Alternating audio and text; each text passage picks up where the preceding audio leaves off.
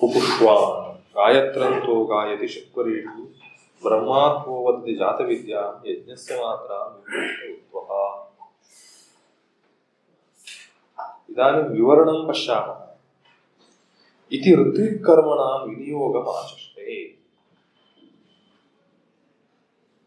एवं सः ऋत्विक्कर्मणां विनियोगं वदति। ऋत्विजां यानि कर्माणि सन्ति उद्गातुः कार्यम् अध्वर्योः कार्यम् इत्यादि तस्य विनियोगं वदति। कथं विनियोगः क्रियते अर्थात् कः किं करोति इति वदति।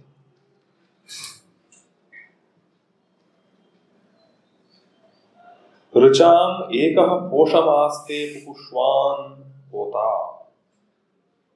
ऋचां पोषम् आस्ते ऋचां वृद्धिं साधयति करोति साधयति।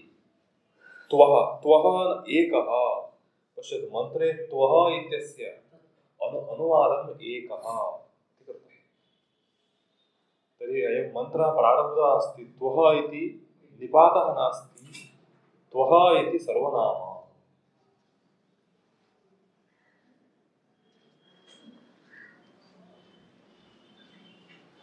पुपुष्वान् नाम पोषकः वर्धकः वृद्धिकारकः। कः सः इति स्पष्टीकरणार्थम् उक्तवान् होता।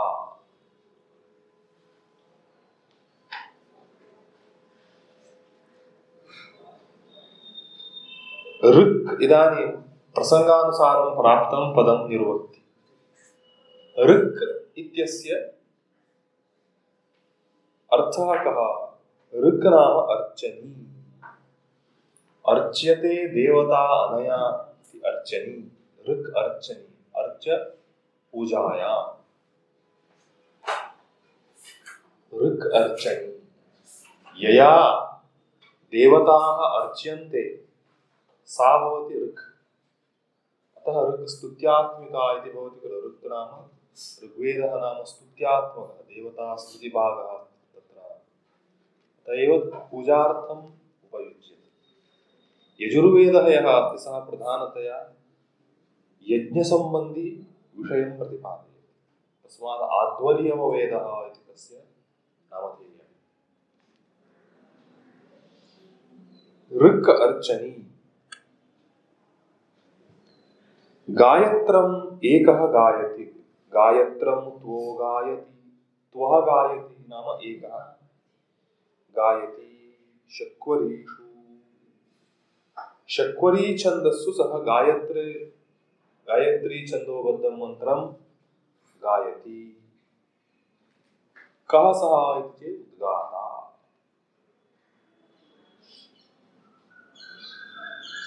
गायत्रं गायते स्तुतिकर्मणः। तर्हि गायत्रम् इति पदं कथम् आगतम् इति चेत् स्तुत्यार्थक गै वस्तुतः गै शब्दे इति धातुः किन्तु केवल शब्दः नास्ति। सः केवलं सौण्ड् नास्ति सौण्ड् विशेषः शब्द विशेषः स्तुतिः। गै शब्दे इति धातौ केवलम् अहमेव करोमि गायति इति भवति वा? न भवति।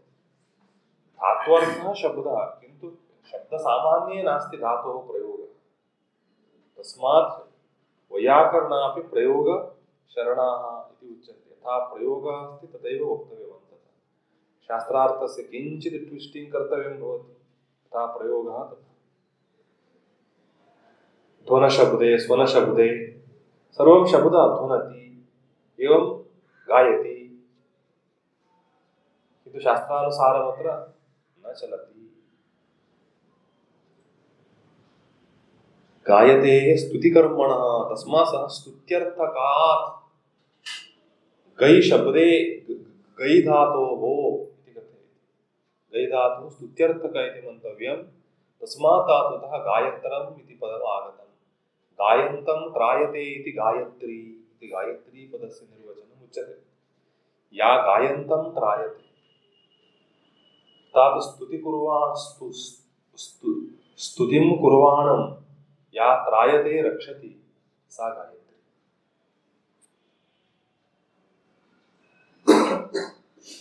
तत्रापि गै धातुः एव दृष्टः।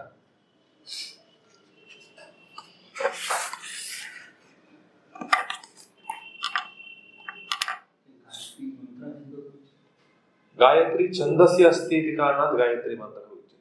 वस्तुतः गायत्री मन्त्रे गायत्री देवता नास्ति। गायत्री देवतायाः गायत्री मन्त्रस्य च न सम्बन्धः। गायत्री छन्दसि अस्ति, तस्मात् गायत्री इति प्रसिद्धिः। वस्तुतः सूर्यः देवता खलु, सविता देवता। विश्वामित्र ऋषिः गायत्री छन्दः सविता देवता। देवता सविता अस्ति, किन्तु छन्दसः महात्म्यात् गायत्री शब्देनैव तस्य प्रसिद्धिः।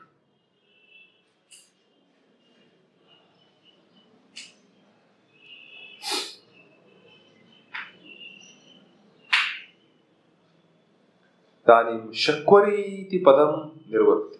गायत्रीं गायत्रं शक्वरेषु त्वः गायति इत्युक्तवान्। तर्हि शक्वरी इति पदस्य निर्वचनं कथं भवति?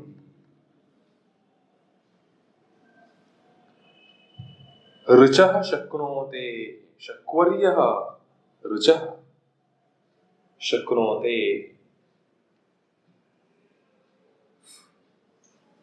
शक्वरी छन्दसि स्थिताः मन्त्राः ऋन्मन्त्राः एव।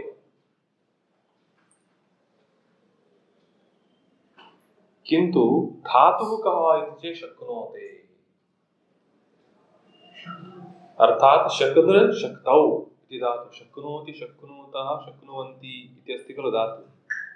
शक्नोति शक्नुतः शक्नुवन्ति, शक्दृ शक्तौ।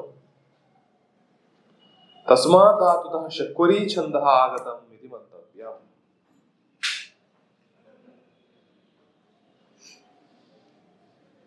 तद्याभिः वृत्रम् अशकत् हन्तुं तत् शक्वरीणां शक्वरीत्वम्।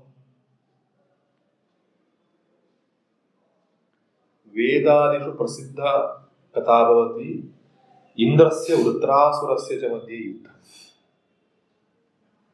वृत्रः इत्येव प्रसिद्धः अस्ति। वृत्रशत्रुः इन्द्रः।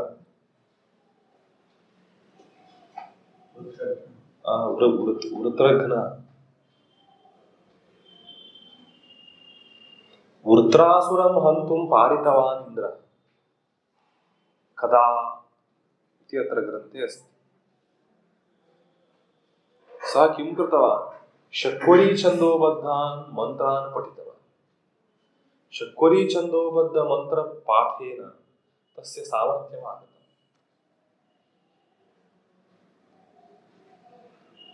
तत्कथे तद् याभिः वृत्रम् अशकत् हन्तुम्। याभिः शक्वरीभिः वृत्रं हन्तुम् अशकत्। अशकत् नाम शक्तवान्, समर्थः जातः। तत् शक्वरीणां शक्वरीत्वम्। तत् शक्तत्वमेव शक्वरीणां शक्ति। तत् सामर्थ्यं शक्वरीणां शक्वरीत्वम्। तेन किं जातं? शक्वरी इति पदं शकदृशक्तौ इति धातुतः निर्वक्तव्यम् इत्यागच्छति। तद्याभिर्वृत्रमशकत् हन्तुं वृत्रं हन्तुम् अशकत्। तत् शक्वरीणां शक्वरीत्वम्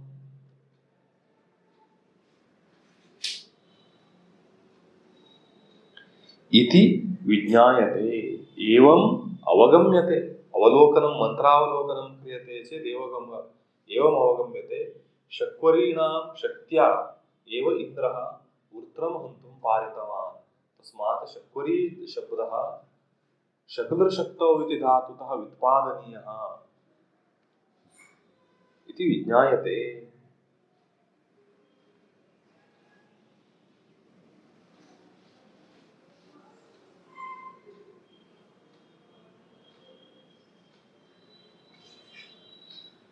ब्रह्मा एको जाते जाते विद्यां वदति।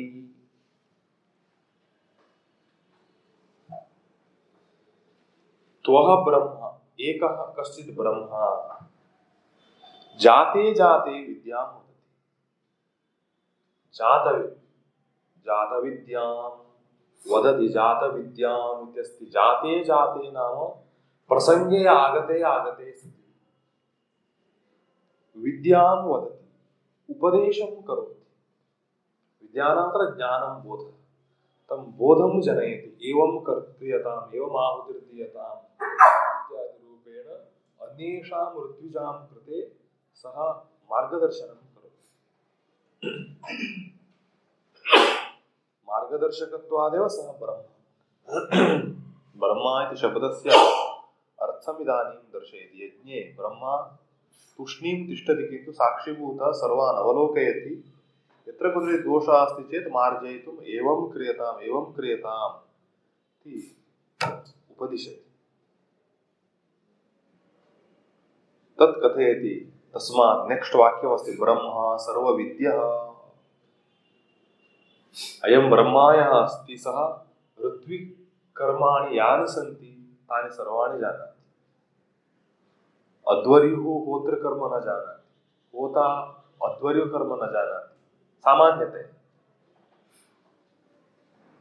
उद्गातुः कर्म होता न जानाति, होतुः कर्म उद्गाता न जानाति। इत्येवम् अन्यस्य कर्माणि अन्ये न जानन्ति। किन्तु ब्रह्मा न तादृशः। ब्रह्मा उद्गातुः होतुः अध्वर्योश्च कर्माणि सम्यक् जानाति। सर्वाः विद्याः यस्य सः सर्वविद्या। ब्रह्मा सर्वविद्या।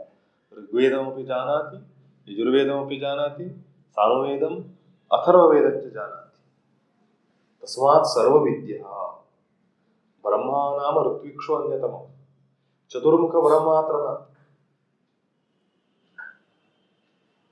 सर्वं वेदितुम् अर्हति। तत्र यत्किञ्चित् प्रक्रियाया सः सर्वं ज्ञातुम् अर्हति। अत्र एवमेव जातं, यतोहि सः सर्वम् अधीतवान् अस्ति, सर्वं जानाति। अत्र दोषः जातः अथवा समीचीनं जातम् इत्येवं सर्वं वेदितुम् अर्हति।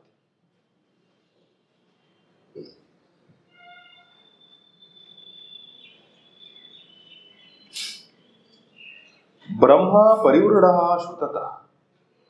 परिवृढः नाम महान्, व्यापकः इत्यर्थः। परिवृढः व्यापकः इत्यर्थः। ब्रह्मा व्यापकः महान् जनः। तत्र महत्त्वे हेतुः कः? श्रुतं। श्रुतं नाम किं? ज्ञानं। श्रुतशब्दः ज्ञानार्थे प्रयुज्यते। यथा कर्म यथा श्रुतम् इत्यादि। श्रुतं नाम ज्ञानं बोधः। तर्हि श्रुततः तसिल् प्रत्यय। श्रुततः नाम तसिल् प्रत्यय।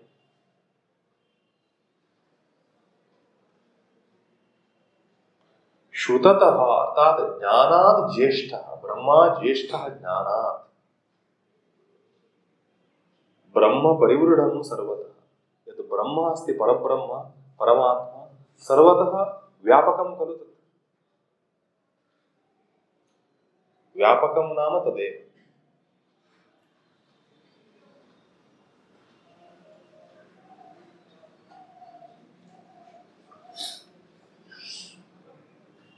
तत्र मुण्डकोपनिषदः मन्त्रे प्रथमं ब्रह्मा देवानां प्रथमः सम्बभूव।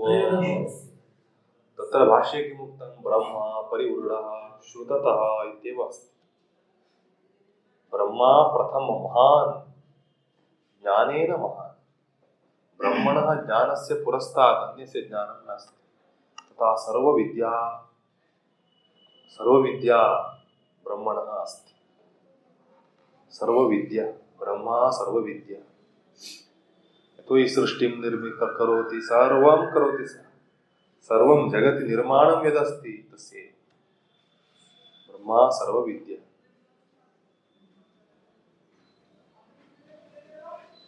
इदानीं ब्रह्मा समाप्तः। यज्ञस्य मात्रां विमिमीते एकः अध्वर्युः। यज्ञस्य मात्रां विमिमीत उत्वः। यज्ञस्य मात्रां त्वः कश्चित् विमिमीते, एकः विमिमीते। यज्ञस्य प्रक्रियां कश्चित् चालयति, प्रचालयति इत्यर्थः।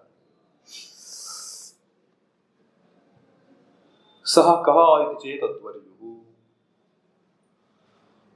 अध्वर्युः इत्यस्य पर्याय शब्दान् दर्शयति। अध्वर्युः, अध्वरयुः, अध्वरयुः इत्यपि उच्यते। अध्वरयुः नाम कः अर्थः? अध्वरं युनक्ति। अध्वरः नाम यज्ञः, यज्ञं निर्वहति। अध्वरं युनक्ति, युनक्ति नाम अत्र निर्वहति इत्यर्थः। यज्ञं प्रचालयति। तस्मात् अध्वरयुः, अध्वरयुः इत्यस्मादेव आगतम् अध्वर्युः पदम् इति वदति। अध्वरस्य नेता इत्यर्थः। सत्यम्। अध्वरस्य नेता, अध्वरम् अग्रे अग्रे नयति अध्वर्युः। तो अध्वर्युः प्रक्रियाचालकः। अन्ये सर्वे केवलं मन्त्रोच्चारणमात्रं कुर्वन्ति। तत्र हस्तचालनादिद्वारा, तत्र सृक्सृवादिद्वारा यज्ञप्रक्रियां चालयति अध्वर्युः।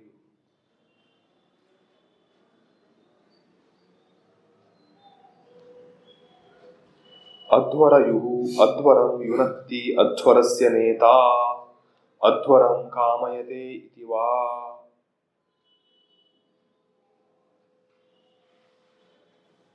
अध्वरं कामयते इत्यर्थेपि अध्वर्युः इति शब्दः। अध्वरं कामयते, यज्ञम् इच्छति, अध्वरम् इच्छति।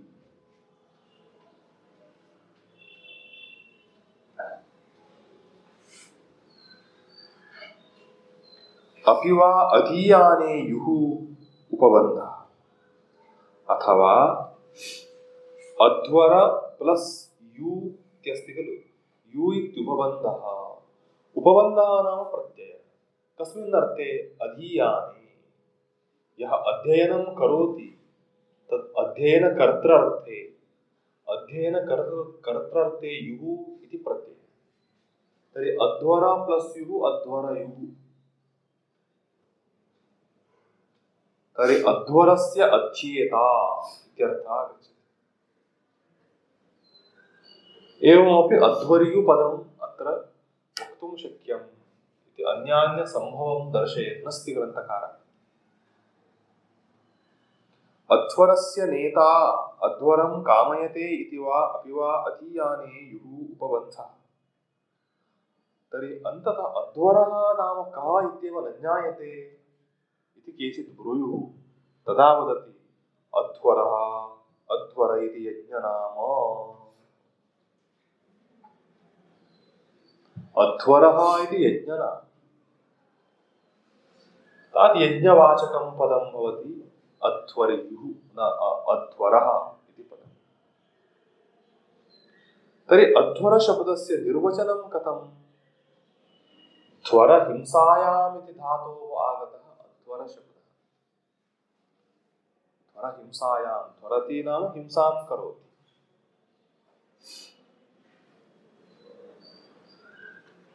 ध्वरति हिंसा कर्म। पश्यतु, ध्वरति, ध्वरधातु हिंसार्थकः इत्यर्थः। ध्वरतिर्हिंसा कर्म तत्प्रतिषेधः। शैली विलक्षणा शैली, साक्षात् न उच्यते, एवम् उच्यते। घटः करणम्,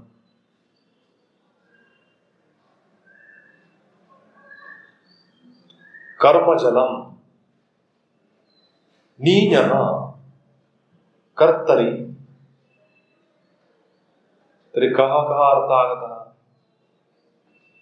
घटः करणम्, तर्हि घटेन इति चिन्तनीयम्। कर्मजलम् इति उक्तम्, जलम्। नीञः, नीञ् प्रापणे इति धातुः।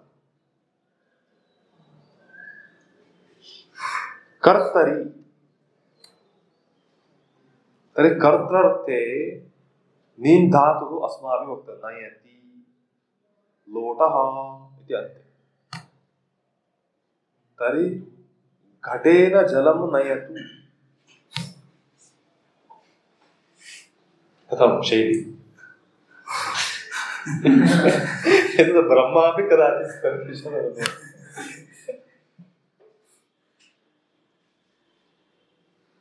अरे अध्वर शब्दस्य कः अर्थः? ध्वरतिर्हिंसा कर्म तत्प्रतिषेधः।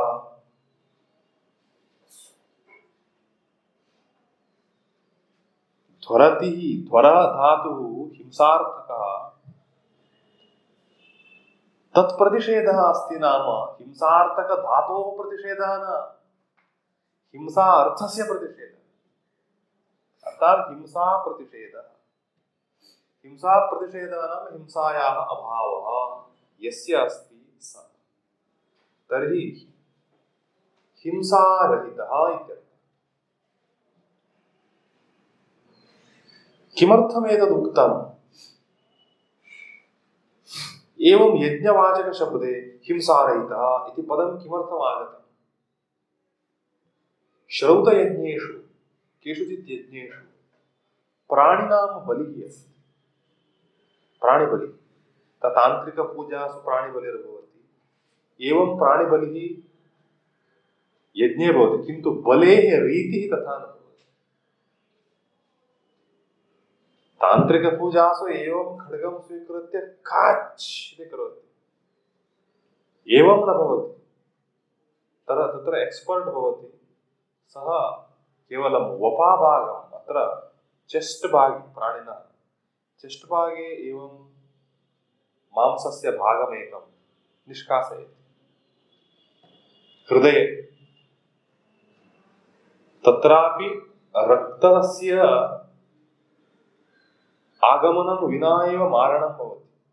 तस्य श्वासं कण्ठम् एवं कृत्वा मरणं भवति, छेदं कृत्वा नास्ति। केवलं मांसस्य निष्कासनेव किञ्चित् चेस्ट् भागे छेदः क्रियते, तत् निष्कासनानन्तरं तत् मांसं त्यज्यते, न अवशिष्टदेहभागः यः अस्ति सः त्यज्यते। समग्रं प्राणिनमेव आनीय एवं च कृत्वा स्वाहा स्वीकरोतु इन्द्राय स्वाहा इति न दीयते। लघु मांसखण्डः स्वीक्रियते, वपा इति उच्यते। तस्य घृते तस्य फ्रै भवति, तत् इन्द्राय स्वाहा अग्नेय स्वाहा इति आहुतिरूपेण दीयते। एवं तत् वपार्थमेव प्राणिनः हत्या भवति। सर्वेषु यागेषु नास्ति, केषुचित् यागेषु अस्ति। सोमयागः क्रियते चेत् भवति, प्राणिनः हत्या अन्ते भवति। तथैव मेधा इत्युच्यते, अश्वमेधयागः इत्यादि, तत्र तस्य हत्या भवति। तर्हि हत्या भवति चेत् हिंसा खलु इत्यागतम्। प्राणिनः हत्या यदि अस्ति, यस्य कस्यचित् जन्तोः हत्या चेत् हिंसा। हत्या नाम साधारणः हिंसा नास्ति। यथा अस्माकं जीवनम् अस्माकं दृष्ट्या महत् भवति, तथा तेषां प्राणिनां दृष्ट्या तेषां जीवनं महत् एव अस्ति। वयं मारणं कुर्मः चेत् अस्माकं मारणं यथा तथा भवति। सर्वे जन्तवः जीवितुम् इच्छन्ति,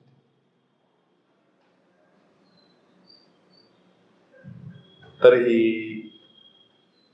हिंसा जाता खलु चेत् न हिंसा।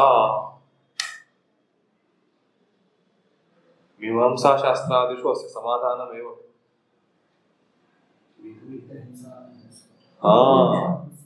तो वेद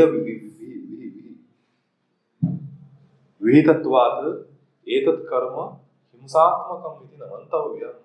कुतः इति चेत् यस्य प्राणिनः बलिः तत्र उक्तः अस्ति तस्य प्राणिनः उद्धारः भविष्यति। सः प्राणी स्वर्गं गच्छति, तदनन्तरम् उत्तमोत्तमजन्मानि प्राप्नोति। अन्यथा सः कीदृशं जन्म प्राप्नोति न ज्ञायते। तस्य उत्तममानवादिजन्मलाभः भविष्यति यज्ञे विनियुक्तत्वात्। यज्ञविनियोगः जातः खलु तस्य, तस्मात्। तर्हि हिंसापि न हिंसा। प्रैमरी स्कूल मध्ये अध्यापकः छात्रं प्रहरति, सः प्रहारः हिंसा इति न गण्यते। गणयितुं शक्यते वा हिंसा इति? न। किमर्थं? तस्य फलम् अन्यत्। फलदृष्ट्या कार्यस्य शुभाशुभत्वं निश्चितं भवति। फलं यथा तथा। दुःशासनः अपि परस्त्रीस्पर्शं कृतवान्। एवं वेदव्यासः अपि परस्त्रीसंसर्गं परस्त्रीस्पर्शं कृतवान्। वेदव्यासः अम्बा अंबिका अम्बालिका। किन्तु व्यासः धार्मिकः इत्येव प्रसिद्धः जातः, दुःशासनः कामुकः इति प्रसिद्धः जातः। तर्हि स्पर्शस्य उद्देशः कः? कार्यस्य उद्देशेन कार्यस्य शुभाशुभत्वं निश्चीयते।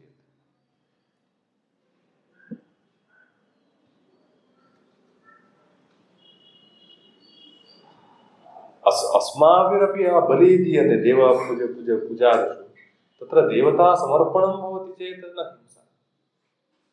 देवता समर्पणं विना भुज्यते चेत् परमहिंसा। मृतस्य उद्धारं कर्तुं वयं न पारयामः खलु।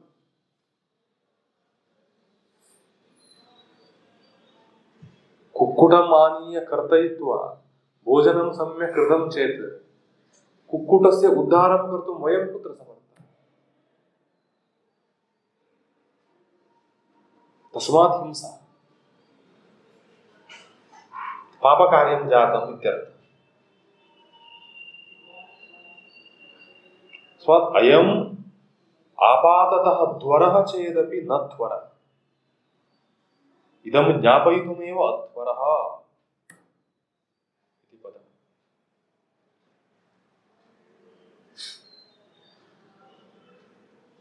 निपात इत्येके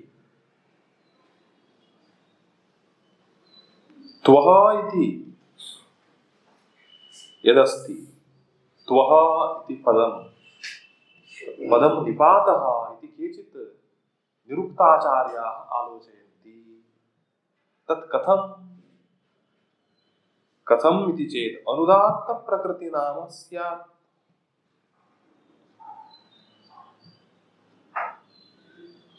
यत् अनुदात्तप्रकृतिकं भवति तत् नामपदमेव स्यात् इति वदति। अनुदात्तप्रकृतिकं पदं तत् नामपदं स्यात्। दृष्टव्ययं तु भवति। यद्वा भवतु व्ययः दृष्टो भवति। व्ययः नाम रूपपरिवर्तनं। रूपपरिवर्तनं तु दृष्टं भवति। दृष्टव्ययं तु भवति। इदं यत् पदमस्ति त्वः इति पदं, तत्र व्ययः दृश्यते। यन्न वेति तदव्ययम् इत्युच्यते खलु। वेति नाम किं? रूपपरिवर्तनं प्राप्नोति। लिङ्गादि परिवर्तनं प्राप्नोति।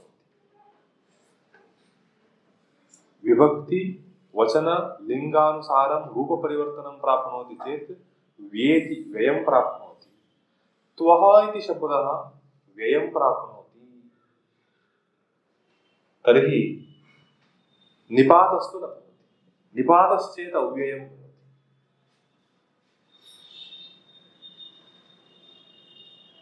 उत त्वं सख्ये स्थिरपीतमाहुः इति द्वितीयायाम्। नेक्स्ट मंत्रः अस्ति सः।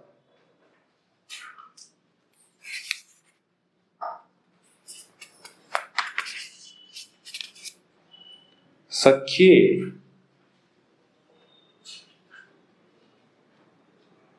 सख्यं नाम मित्रत्वं। तत्र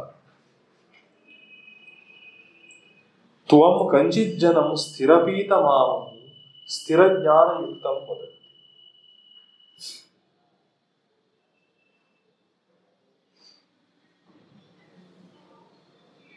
द्वितीया श्रूयते त्वम् आहुः उतो त्वस्मै तन्वं विसस्रे जायेव पत्य उशती सुवासा। तर्हि तस्मिन् मन्त्रे त्वस्मै पूर्वं त्वम् इत्यागतम्, इदानीं त्वस्मै इत्यागतम्। तर्हि त्व इति शब्दः सर्वनामपदम् इत्यागतम्। अव्ययं तु नास्ति, रूपपरिवर्तनं जातं विभक्त्यनुसारं। तर्हि निपातः इति केचित् इति पूर्वपक्षः, स्वपक्षः नास्ति।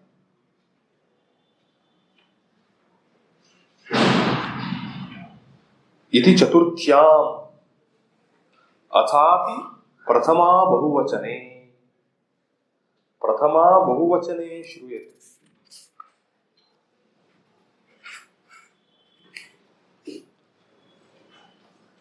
दर्शयति अक्षण्वन्तः कर्णवन्तः सखायो मनोजवेष्व आदध्नासः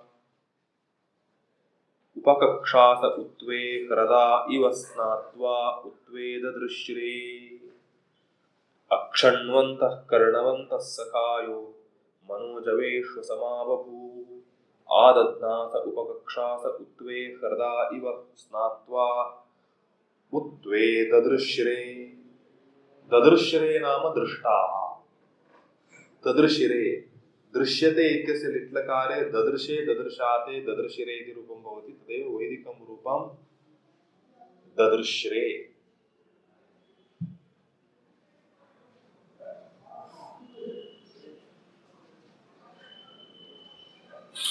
अत्र वदति काव्यरूपेण कथयति।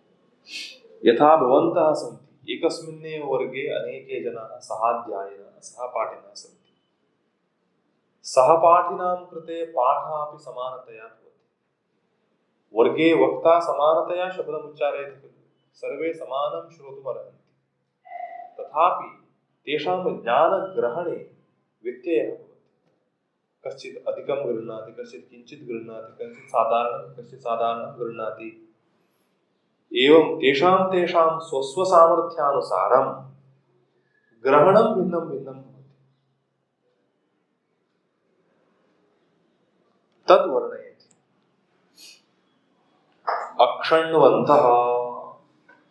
अक्षण्वन्तः नाम अक्षिमन्तः, नेत्रयुक्ताः। कर्णवन्तः श्रोत्रयुक्ताः, अर्थात् नेत्रमपि समानमस्ति सर्वेषां, कर्णः अपि सर्वेषां समानः अस्ति। के ते इति चेत् सखायः, सहपाठी। ते मनोजवेषु असमावौ। मनोजवेषु नाम मनसः वेगेषु। मनसः वेगः नाम प्रकारता मनसः सामर्थ्यं, ग्रहणसामर्थ्यं, विषय अवगमनसामर्थ्यं मनोजवम्। मनोजवेषु असमाः बभूवुः। असमाः नाम परस्परं भिन्ना भिन्नाः बभूवुः। इदानीं तेषां वर्णनं पुष्करिणी रूपकेण दर्शयति।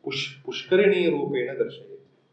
केचित् ह्रदाः, त्वे ह्रदाः, पश्यतु, त्वे, त्वः, त्वौ, त्वे सर्वनामं।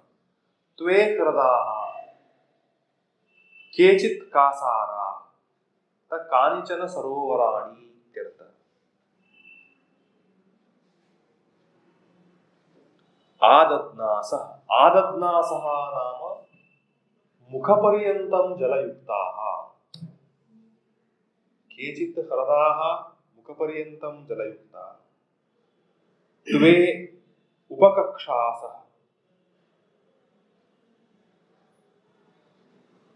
केचित् ह्रदाः कक्षपर्यन्तं, कक्षभागः नाम अयं भुजस्य अधोभागः कक्षभागः इत्युच्यते। कक्षपर्यन्तं जलयुक्ताः। केचन ह्रदाः मुखपर्यन्तं जलयुक्ताः, केचन ह्रदाः कक्षपर्यन्तं जलयुक्ताः। वृष्टिकाले तो समानतया वृष्टिः पतिता, अत्रैव पार्श्वे अस्ति, वृष्टिः समानतया प्राप्ता, किन्तु जले तारतम्यम् आगतम्।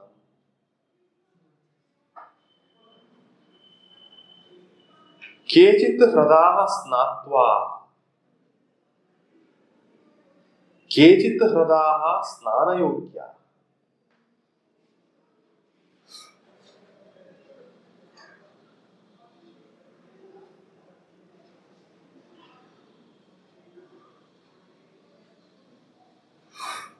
सत्यं, स्नानयोग्या। स्नात्वा नाम अत्र त्वा प्रत्ययान्तपदं नास्ति। स्नानं कृत्वा एवमर्थः न। स्नात्वाः नाम स्नानयोग्याः। तर्हि सर्वे ह्रदाः स्नानयोग्याः न सन्ति इत्यर्थः। जलस्य यत् परिमाणं भवति तद् भिन्नं भिन्नं भवति। एवं गुरुकुले ये सहपाठिनः युगपत् पठन्ति तत्रापि मनोजवेषु भेदः भवति, मनसः ग्रहणसामर्थ्ये भेदः भवति।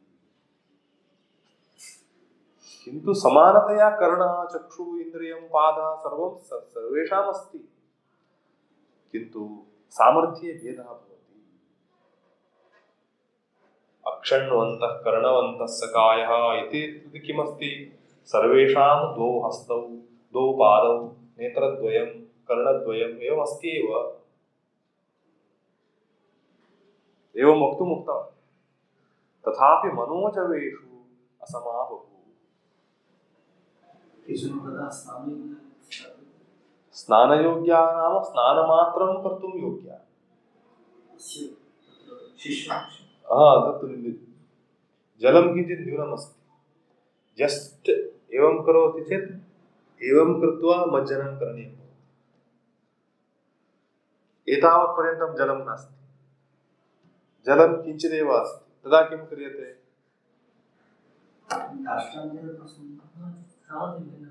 सामर्थ्यं भिन्नं।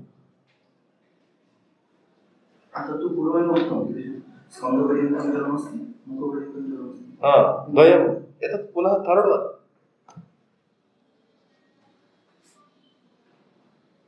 तृतीय दृष्टान्तः।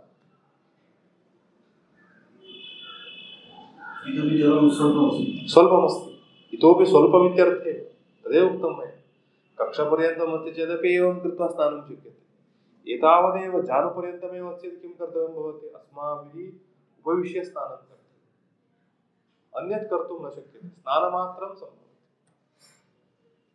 कण्ठादिपर्यन्तं जलम् अस्ति चेत् अन्यान्यकार्यमपि भवति।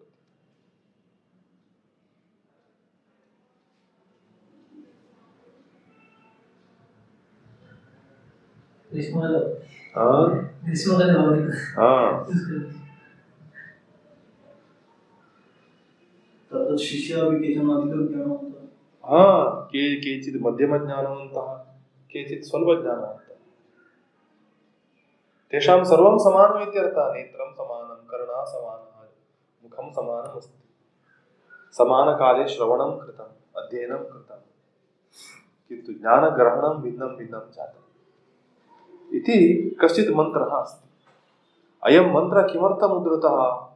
त्व इति पदं निपातः न भवति, निपातः नास्ति, द्रष्टव्ययं भवति। द्रष्टव्ययं नाम द्वितीयायां प्रयोगं प्रदर्शितवान्, चतुर्थ्यां प्रयोगं प्रदर्शितवान्, इदानीं प्रथमा बहुवचने प्रयोगं दर्शयति। तद् दर्शयितुम् अयं मन्त्रः उद्धृतः। अक्षिमन्तः कर्णवन्तः सखायः।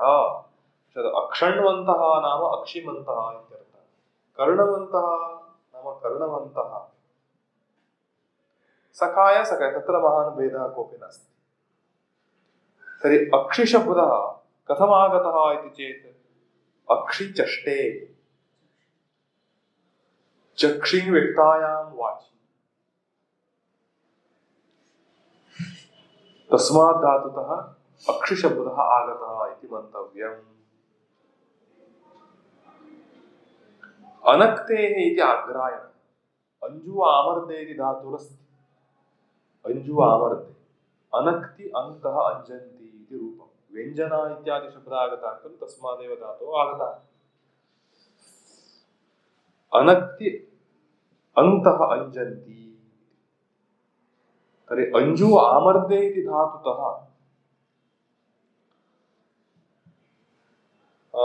अक्षशब्दः आगतः तो ये मुखे तत् अभिव्यक्तमेव अस्ति तस्मात् अनक्ते तस्मादेते व्यक्ततरे इव भवतः इति अभिज्ञायते तदपि उक्तवान् लोके इत्थमस्माभिः दृश्यते किं दृश्यते मुखे अतीव व्यक्ततया किं दृश्यते चक्षुः खलु तत् स्फुरति प्रकाशते मुखे बहु स्पष्टतया दृश्यते नेत्र तस्मात् व्यक्ततरे इव नेत्रे व्यक्ततरे इव अन्य अंगापेक्षया अधिकतर व्यक्तिः प्रकाशनं दृश्यते तस्मात् अंजु आमर्दे इति धातुतः अक्षशब्दः आगतः इति वक्तुं शक्यम् इति ग्रन्थकारस्य अभिप्रायः तस्मादेते व्यक्ततरे इव भवतः इति विज्ञायते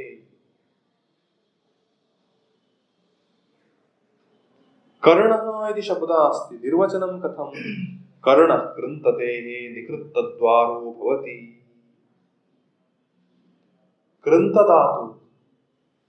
कृन्तधातु छेदनार्थक कृन्तति कृन्ततः कृन्तन्ति तर्हि कृति छेदने तस्मात् धातुतः कर्णशब्दः आगतः इति वक्तव्यं किमर्थं तस्य द्वारं कर्तितं भवति एवमस्ति खलु कर्णरूपवस्तु यदस्ति तस्य द्वारमेव रन्ध्रात्मकं तेन रन्ध्रेणैव शब्दः प्रविशति कर्तितद्वारयुक्तः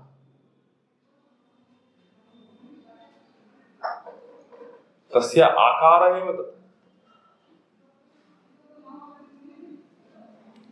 ऋच्छते इति आग्रायणः इति कश्चित् प्राक्तनः निरुक्तकारः सः कथयति ऋच्छ गतौ इति धातुतः कर्णशब्दः आगतः इति वक्तव्यम् ऋच्छन्ति इव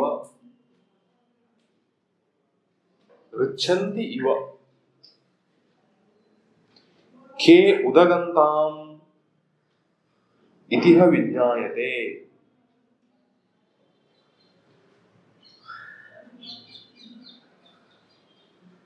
उत्तर दिशः अंतम अर्थात उत्तरम नाम ऊर्ध्वम् ऋच्छन्ति इव आकाशे उदगन्त सीमा गच्छन्ति इव आकाशे उपरि कुत्रचित् ध्वनिः जातश्चेत् कर्णः शृणोति खलु कर्णः शृणोति नाम तावत्पर्यन्तं गच्छति ऋच्छति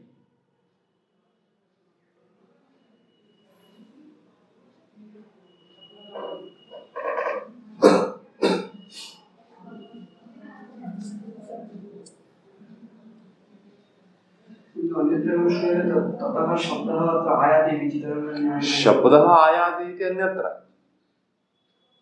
किन्तु अत्र ऐडिया भिन्नं कर्ण एव श्रोतुं गच्छति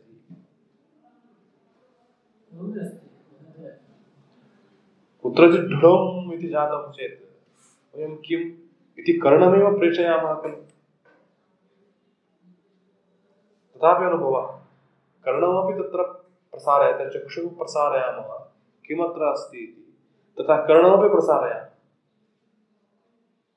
तर्हि कर्णः गच्छति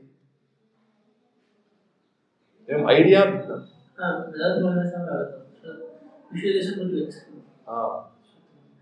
विषयदेशं प्रति गच्छति कर्णेन्द्रियम्